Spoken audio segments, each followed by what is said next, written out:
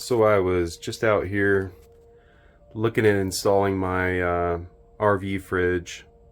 I've got a Dometic that I'm going to be putting in here, replace this old one that got gutted, but everyone talks about baffles, and I was out here looking at what I needed to do to maybe add a baffle, because I had quite a bit of gap here. I laid out where everything was going to go, and so I came up with something pretty easy, I think.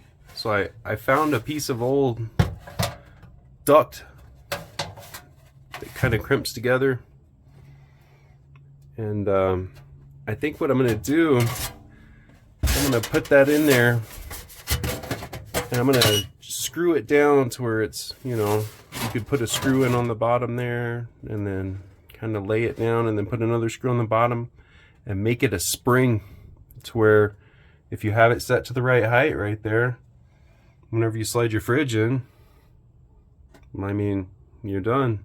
And it, you know, you're gonna need a little insulation on this side, but I would just bring my fan wire down on that side too and tack it down, and problem solved. I think that's a pretty elegant solution. I'll record it when I get done.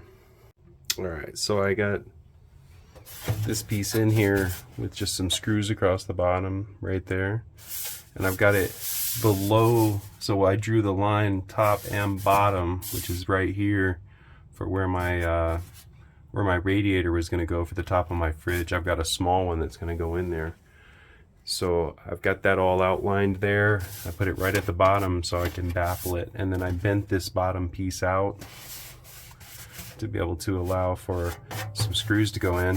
And I think if you just push up on this thing, you should be able to, you know, if you get the right size one of these, which this one seems to be perfect, you should be able to push it up, get it, you know, it'll be kind of adjustable, and plus it'll be a spring, so if you make it too big, it should kind of flatten out whenever you put the fins up against it. But I think mine's going to be just big enough here to do the zero tolerance clearance that they want for the back of these fins.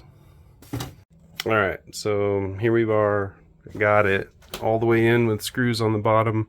So we got the screws on the inside, then I just folded it down, made a little crease right here, and put those screws in.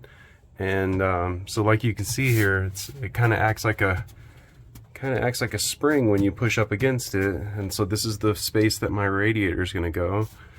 And you know, if you need it to come down, you could pull down on it and make it stay if you were to really crease it a little bit, but you don't want to do it too much and bend it too much to where it doesn't do that anymore. You know, we want it to push up against there and get the zero clearance. I think that's the best way to do that. And then I'll just put a little piece of insulation down that side after my wires go down, and I think that's where it's at, guys. If you want to put a baffle in for one of these and you're doing a green field or fresh install, that's where it's at. Have a good one.